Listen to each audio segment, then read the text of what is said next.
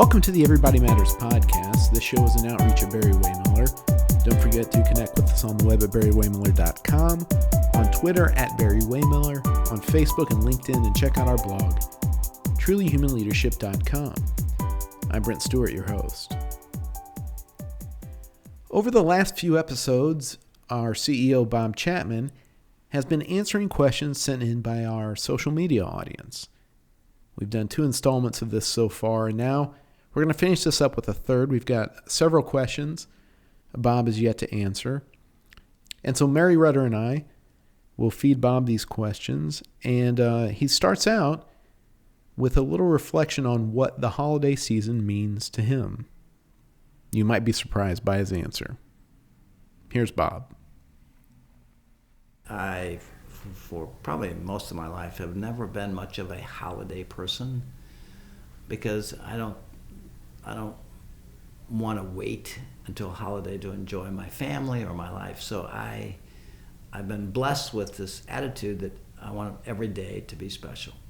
So because you can never go back and say, let's go back tomorrow and really enjoy tomorrow or yesterday. So I would say to you is I don't really reflect on the holiday season any differently than I do others. I just feel every day is an opportunity to live life fully and enjoy it and contribute to it and hopefully leave lives better than you found them. So I think it's nice to be with family, but I don't wait for holidays to be with my family. I work, on quality time all year long, every day. So you would say the season of giving or season of caring should be all year long, not just one time a year. Yeah, I mean, you just massively understated what I think. I think that's the world. We wait for holidays to have gatherings, and I don't think any of us know our time. Okay, and I think we need to capture every opportunity of every day. That's why I like to get up early in the morning. I just can't imagine missing the opportunity to enjoy it every day fully. So holidays, birthdays are just not meaningful to me. What's meaningful is quality time with good people, and I think that's what I treasure. So we have a few questions that we haven't asked. This is our last round of questions. I think we got about 7 this time to finish up, and we'll start off with one from Annie. And she says that in Everybody Matters, you wrote about the journey that led to the development of the guiding principles of leadership at Barry-Wehmiller. You said you and your team haven't wanted to change a word of the original GPL document over the year. My question is, how do you get buy-in from entry-level employees to believe that they are leaders within your organization and their leadership development begins when they walk in the door? Well, I think your question stimulates kind of reflection on what Bill Urey said to me, that Barry-Wehmiller was like a bus that goes around a circuit, and it pulls up to you and it opens the door and says, would you like to join us in this journey to truly human leadership? And you have the chance to say, I'm just not ready to get on the bus yet, but I know you'll be back, so look forward to that. So what we don't really focus on indoctrinating people. What we do is like to invite people into this experience, and hopefully they experience it. And because I believe people are born with a fundamental capacity to care for others. But we go through life not feeling valued, and we just dampen that or take that away from people. And so that was one of the beauties of this journey we've been on, is that we found that when we begin wanting to send somebody home feeling fulfilled, and therefore to care for them, what we found is that they began caring for others naturally. So we made caring contagious. That doesn't mean that everybody in every corner feels this way, and what we say is we respect everybody wherever they are in the journey. And whenever the bus pulls up, the Truly Human Leadership bus pulls up and invites them to join us, they have every right to say, I'm just not ready yet. My journey to where I am today has not led me to that I'm ready to step on. And we always say we respect that. We have what we call courageous patience, so that people can embrace this in any way they feel capable of doing it and hopefully begin to live it. All I know is that when people come into our operations, and Raj flew around the world with me and saw it around the world, but Simon and Bill Urey and others saw it in Phillips, it was from talking to people. It wasn't my statements, this is the way it was. It was what people said. And I was very touched when Amy Cuddy said, in walking through your plants, in Wisconsin, I never cried so much and hugged so many people in my life. People wanted to stop me and tell me how it felt to be cared for. So I really, I don't think we try to indoctrinate people. We try to invite people when they're ready to join us in this journey. And I think what Annie is asking about when she's talking about buy-in, I think what we try to show people is that if they entry-level team members that we say can lead, once they actually are informal leaders, lead a project or lead in a meeting, they see the results. They see that they are capable of having influence on people that are in their span of care. So I think that's part of what we try to do is we don't get buy-in, they just actually start to do it and they see the results. Yeah, I mean, I think it almost becomes, it becomes normal behavior, in other words. And I think, I ask people who are recent, when I have a listening session with people who have recently joined us, I say, you had an impression before you joined us. How's it been? And they said, well, when I looked at your website and I read about true human leadership, I said, that's the place. If it's really true, that's the place I want to work. And I said, well, how's it been? And they say, better than I thought. So I would say to you, it's a journey like continuous improvement. You will never treat everybody in every organization the way they need and deserve to be treated with care and respect.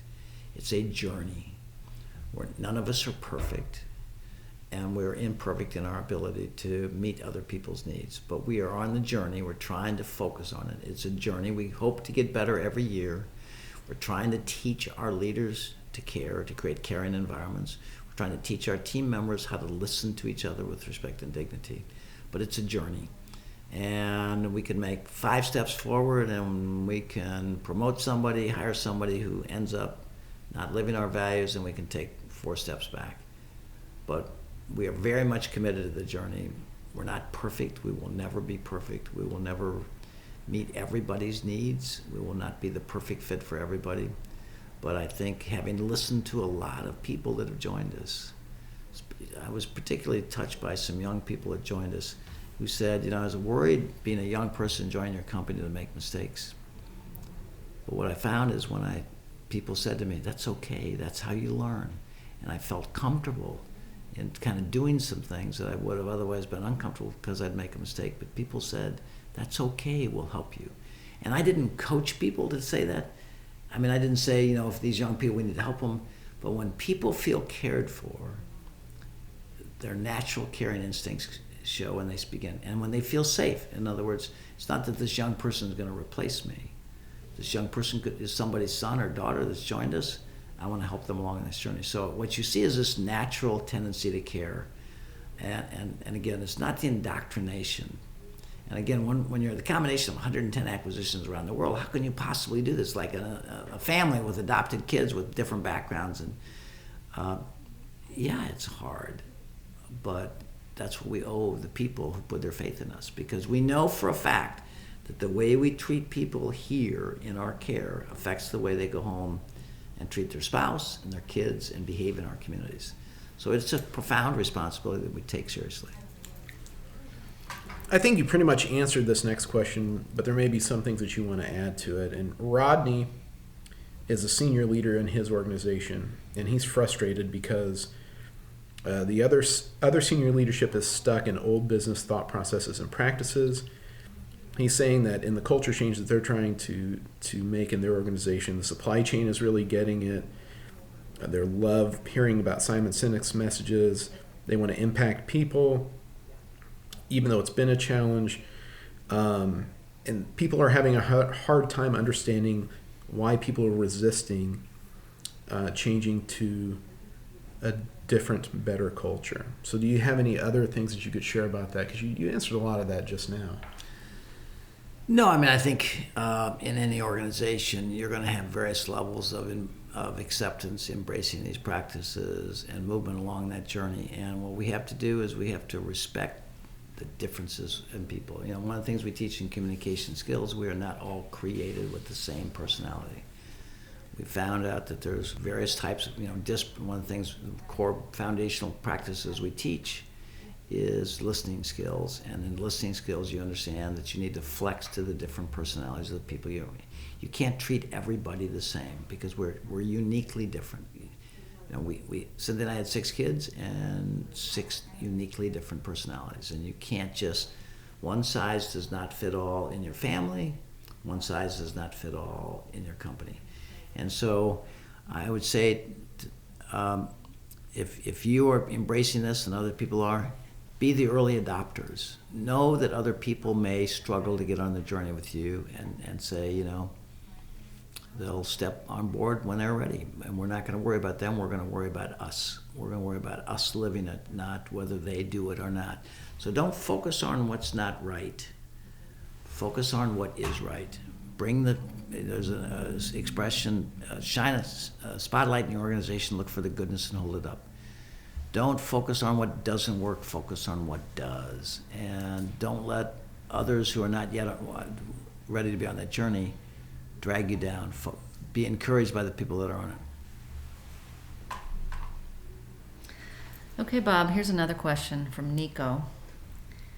He wants to know how public education systems can be improved to give birth to a new generation of entrepreneurs and leaders inspired by conscious capitalism.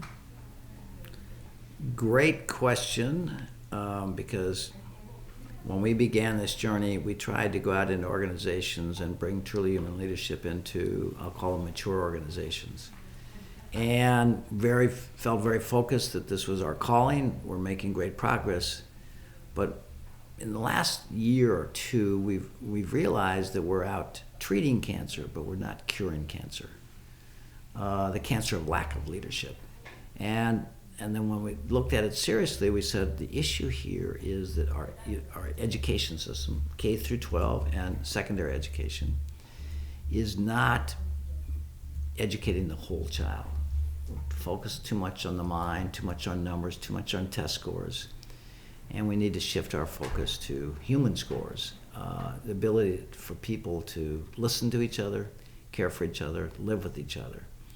As parents, as team members, as community members. So we have shifted our focus to, we're very much now trying to help education embrace their role in the issues we face. Because in many ways, the people we see that we feel are broken in this world, that, you know, the society we have right now, is a result of the product we produced. Okay, and the product is these young men and women that we educated. I asked a dean of a MBA program a few years ago, what is your vision for the 2 years you have these men and women in your care? He said, we don't have a vision, we have beliefs that are on the wall. And I said, well, if you don't have a vision, how do you know what to teach? He said, well, we teach what the market wants.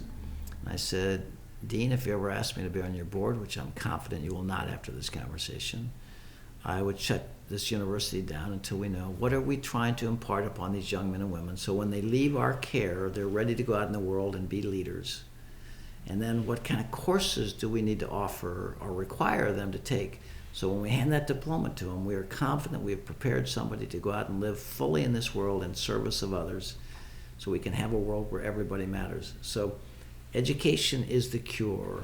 We're trying to simply fix what has been broken by the lack. And remember, the Industrial Revolution was never about human dignity, it was about economic value.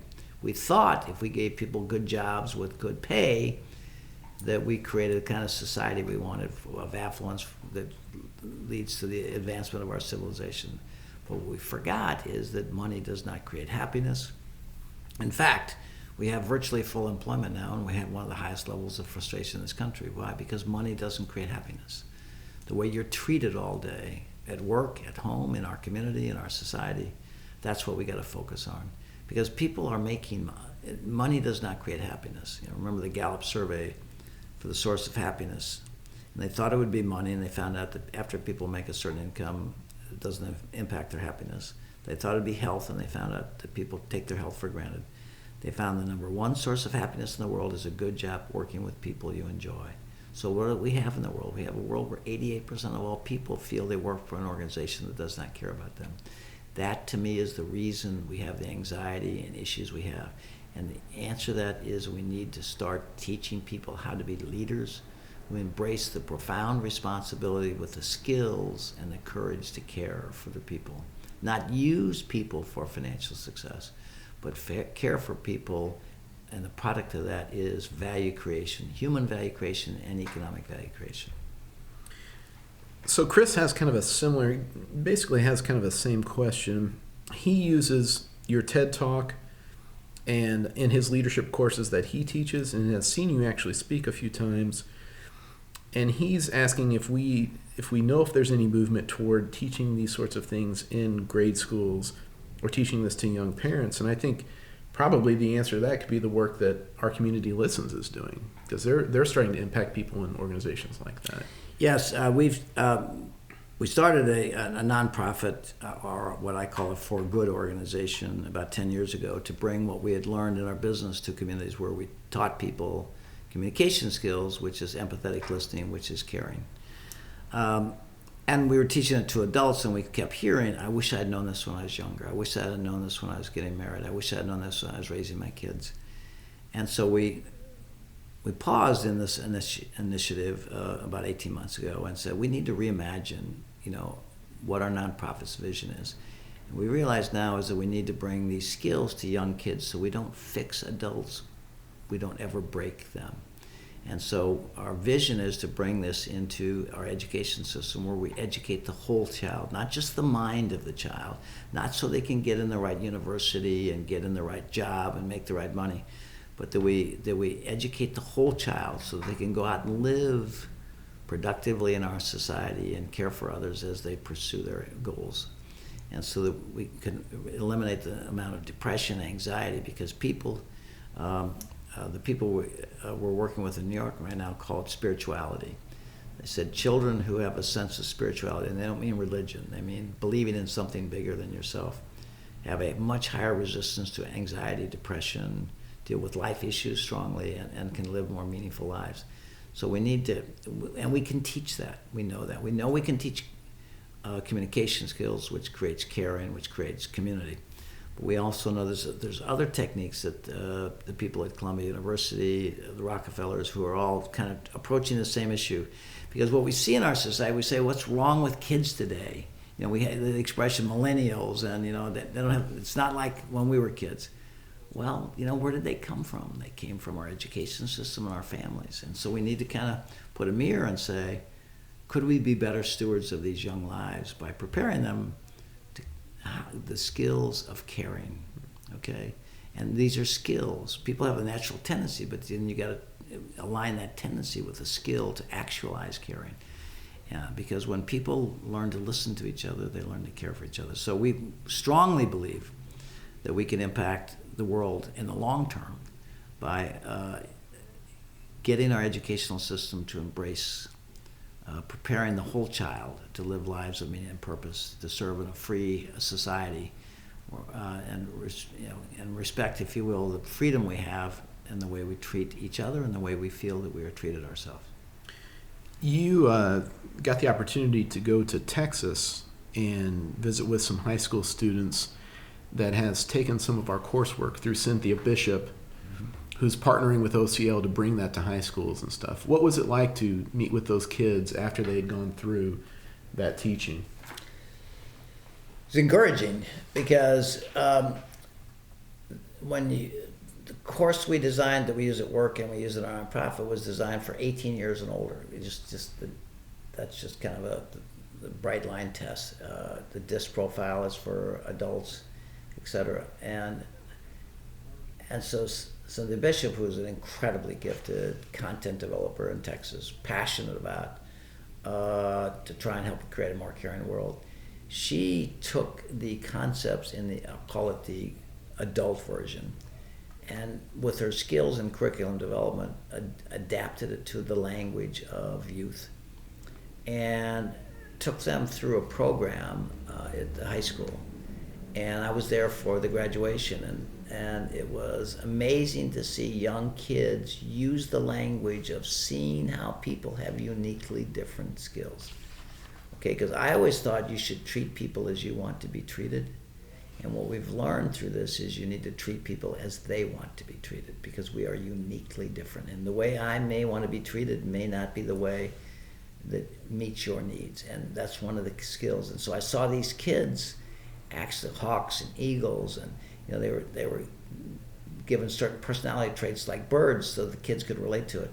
And they saw the personality traits of their teachers and each other, and it was uplifting. And that created in us a movement we hired a full-time team member to begin focusing on how we could take this gift we've been given of empathetic listening and bring it to kids so that it would affect their social relationships, it will affect the kids, who they decide to marry, it'll affect their entire relationship within their family. So clearly we have been awakened to the need to bring this into K through 12 and secondary education, so we can stop fixing kids that we should never have allowed to be broken. Mm-hmm. Mary's got a couple questions that are actually specific, looking for specific advice from you. So they're some bigger situations we may need to set up. Right. We have a question from Michelle, who she starts out by saying she's a servant leader, and she is a head teacher in a special school for children with anxiety and autism, and the problem is that the school is owned by a mental health organization where they're only interested in the bottom line. So the school is run by leaders that are not concerned about the welfare of the team, and they just run a blame culture. And her question is, how do you combat that? What can you do when you've started to create this environment of compassion and caring and concern, and from the top, though, they are in a blame situation, and she's trying to figure out what to do within this now toxic organization. Any advice for someone like that? Yeah, I hear that all the time, and I would say to you, I gave a presentation to a major corporation, and it was a group of operational executives from around the world for a $20 billion portion of a much larger company. And after my talk, a gentleman said to me, "What do I do if corporate doesn't support this? In other words, I love the message, but what do I do?" And I said, I think I watched The Wizard of Oz maybe once in my life, but for some reason the Wizard of Oz movie popped in my mind. It said, "You remind me of Dorothy or the Scarecrow or the Lion, trying to find something they didn't think they had. In this case, support." And I said, "What do you need that you don't have?" Because I said, all you need to do is care about your people. You can't really do anything about the fact that the current leaders, are blame instead of care. Because that is where most 88% of people in this country, not just in your school district, but in many companies, that is the issue creating anxiety and depression in this country. So you have really two options. You can just understand that they've never been trained to care, that they feel that their job is to make the numbers, to establish the funding, and you're just going to forgive them for they have not been trained in leadership, they've been trained in management. Or you can say, look, I'm going to find an organization where I can. Now the problem is finding an alternative, because whether you're in this special needs school or you're within a large company, we are not training people to be leaders. So working a place where people genuinely care for you is hard to find. They may say the right things on their website, they may interview the right things, but if we're not training people to care on universities, you'll just get lucky to find somebody who's got some natural caring instincts. So I would say, where you find yourself is in the place many people found themselves, stuck in a job. I'm going to remind you of a statistic we heard that's overwhelming, that validates this. 65% of all people surveyed said they would give up a salary increase if they could fire their boss. Okay, that is a startling statistic. Okay, and I think we're hearing that same expression. So all you can do is in effect, forgive them and focus on what you can do, understanding that maybe in time they will come along if you can move towards caring away from manipulation. Because what she's feels is she's manipulated to achieve numbers. But teachers tell us the same thing in school districts. I think I heard when we gave a talk at the Iowa Teachers Association, some national survey said that 71% of all teachers are disengaged. We have administrators in schools. We don't have leaders. We have administrators. So the teachers don't feel appreciated. They're focusing on numbers and scores. They're not focusing on the quality of being respectful to the teachers, making sure the teachers feel cared for. So she's feeling the pain, I think, that a lot of people are feeling in this country, which has created the environment we have, anxiety and depression. Well, and then one of the next questions was from Arup, who's feeling the same thing. And I think you kind of answered his question. He's asking, how do you prevent people from getting jealous, especially management, as they seem to have the need to show that they are the boss? Can you prevent that? What would you advise? To forgive them, to not lower yourself to that dialogue, and to rise above, and to be the example of a leader that they will see, that caring for people, creates a kind of environment that people excel in, But again, any business is a rich combination of a good business model, which means your ability to create value from your product and services, and a rich culture that allows that business model to work. But it's both. It takes both. And sometimes people are under tremendous competitive pressure because the business model is under tremendous pressure. And the only thing they know how to do is brings out, in my opinion, the worst in people. And so I think, again, even one of our largest clients of our Leadership Institute said to me, how should I handle my board of directors? And this gentleman was an amazing, fine gentleman. I said, very carefully, because they're not going to understand. You can't all of a sudden say, I'm going to become a truly human leader. You need to think about how you can bring this about thoughtfully so that you will awaken them to the power of caring. And you may never awaken them, but you may learn yourself. All you can do is everything you can do for the care for the people you have the privilege of leading. You can't affect your leader other than through them all of a sudden seeing the quality of the people, the engagement of the people, the tenure of the people, and hopefully you can be a shining light on a hill of a lot of broken homes. So our final question, and it's a really personal question, and he actually asked for us to not mention his name because he works for a company here in St. Louis, and he works in HR. It's a company owned by an equity investor. And he's stuck with the company because he found instances where he could make a difference. But he's really torn right now. And basically what his question is it better to stay where he is and make more of a difference within a non-people-centric system while trying to make small improvements as you can and try to create a more positive climate? Or, his being torn is that he'd rather go to a company that has a better culture where he feels more comfortable. And he also is worried that he's not gonna be able to break the bad habits that he has had being in an organization that's not people-centric. So I think I love the question because I think it's on a lot of people's mind. Because again, if the statistics are right, 88% of all people feel exactly the way he does. So sometimes I would say to you, the devil you know is better than the devil you don't know. You can say, I want to go to a company where people care, and you'd say, good luck, because 88% of all companies, and I've been told by people that's a very high, in other words, it's much more difficult than that. In other words, it's probably the number of companies that really care about their people. Because remember, it strikes me, I was interviewed by Washington University organizational development professors, and after a 2-hour interview, they said to me, you're the first CEO I've ever talked to talk about your product. And I said, we've been talking about our product for the last 2 hours. It's our people. Most companies see people as a means for ends, not as a purpose.